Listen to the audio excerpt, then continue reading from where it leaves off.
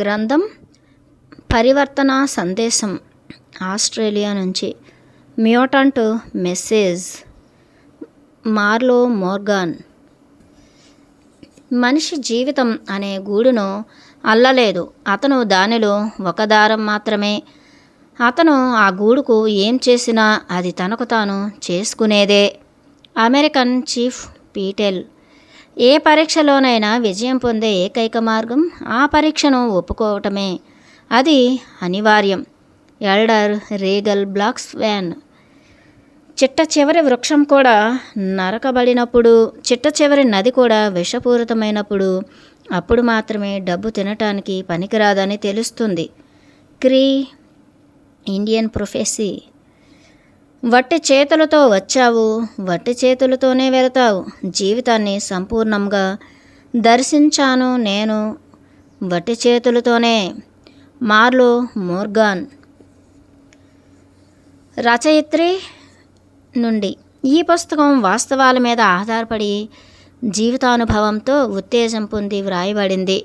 మీరు చూడబోతున్నట్లు కనీసం ఈ పుస్తకం వాస్తవాల మీద ఆధారపడి జీవితానుభవంతో ఉత్తేజం పొంది వ్రాయబడింది.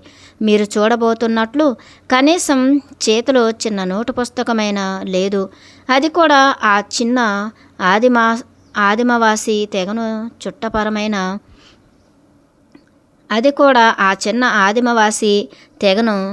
చట్టపరమైన ఇబ్బందులలో ఇరుక్కోకుండా రక్షించటం కోసం నవలలాగా అమ్మేశాను. తమ పేర్లు వెల్లడించడానికి ఇష్టపడని స్నేహితుల గౌరవార్థం మా పవిత్ర జీవనపు రహస్య ప్రదేశాన్ని రక్షించడం కోసం నేను పేర్లు వదిలేశాను. ముఖ్యమైన చారిత్రక సమాచారం చేర్చడం ద్వారా మీకు గ్రంథాలయానికి వెళ్ళే అవసరాన్ని తగ్గించాను. మీకు ఆస్ట్రేలియా ప్రయాణం కూడా తగ్గించబడింది. ఈ ఆధునిక కాలపు ఆదిమవాసుల స్థితి అమెరికాలో ఏ నగరంలోనైనా చూడవచ్చు. నల్ల జాతీయులు పట్టణాల్లో ఒక్క ప్రక్కన, వాళ్ళలో ఉద్యోగస్తులు హేయమైన ఉద్యోగాలు పనిచేస్తూ ఉంటారు. వాళ్ళ సంస్కృతి అదృశ్యమైపోయినట్లుంది. స్థానిక అమెరికన్లలాగా పట్టణాల నేలకు నెట్టివేయబడి పవిత్ర సాధనాల నుంచి నిరోధించబడ్డారు. మేము పరివర్తన సందేశం నుంచి మాత్రం మిమ్మల్ని రక్షించలేను. అమెరికా, ఆఫ్రికా, ఆస్ట్రేలియా అన్ని జాతుల సంబంధాలను మెరుగుపరచడానికి ప్రయత్నిస్తున్నట్లు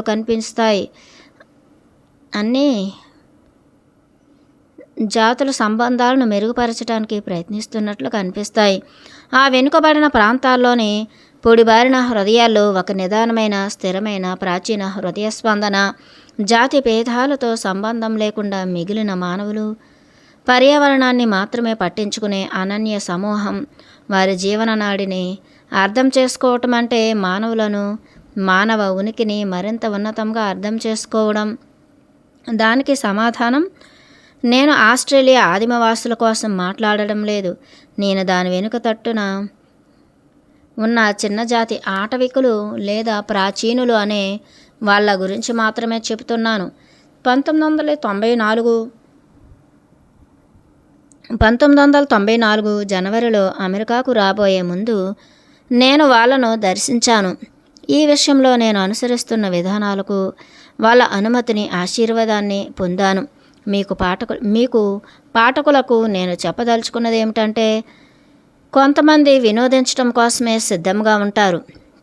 మీరు వాళ్ళలో ఒకరైతే చదివి ఆనందించి ఏ మంచి పని నుంచి వెళ్ళినట్లుగా వెళ్ళిపోండి. మీకు అది కేవలం కల్పితం. మరి మీరు నిరుత్సాహానికి గురి కాకూడదు. మీరు ఖర్చు పెట్టిన సొమ్ముకు సరిపడ వినోదం మీకు లభిస్తుంది. అలా కాకుండా మీరు ఆ సందేశం విన్న వాళ్ళైతే అది మీ ద్వారా బిగ్గరగా, స్పష్టంగా వెలువడుతుంది. దానిని మీరు మీ మూలంగా, మీ హృదయంలో, మీ బుర్రలో, మీ ఎముకల మధ్యలో అనుభూతి చెందుతారు. మీరు ఈ బాటసారిని తేలికగా ఎంచుకోలేదని, నేను కోరుకున్న దానికంటే ఎన్నో రెట్లు ఎక్కువ అని నన్ను నమ్మండి. మనందరి ఎదుగుదల కోసము స్వీయ అనుభవాలు ఉంటాయి, కానీ యాదృచ్ఛికంగా ఇక్కడ సంభవించింది. అయితే మీరు ఏం చేసి ఉండేవారో నేను అదే చేశాను. లోపల కానీ బయట కానీ మీ వ్రేళ్ళు పేజీలు తిప్పే కొద్దీ ఆ మనుషులు మీ హృదయాన్ని, మీ మాటలు తెలుగులో ఉన్న వాళ్ళ సత్యం అక్షరాలు కందనిది. మీ మాటలు తెలుగులో ఉన్న వాళ్ళ సత్యం అక్షరాలు కందనిది. నా సూచన ఏమిటంటే మీరు ఈ సందేశాన్ని రుచి చూశారు, మీకోసం అనుకున్న దానిని దోచుకోండి, మిగిలింది ఊసేయండి. ఏముంది, అదంతా విశ్వనియమమే. ఎడారి మానవుల సాంప్రదాయం ప్రకారం ఒక క్రొత్త నైపుణ్యాన్ని ప్రతిఫలించటానికి నేను ఒక క్రొత్త పేరు పెట్టుకున్నాను. అభినందనలతో ప్రియాత్ర గాత్రం.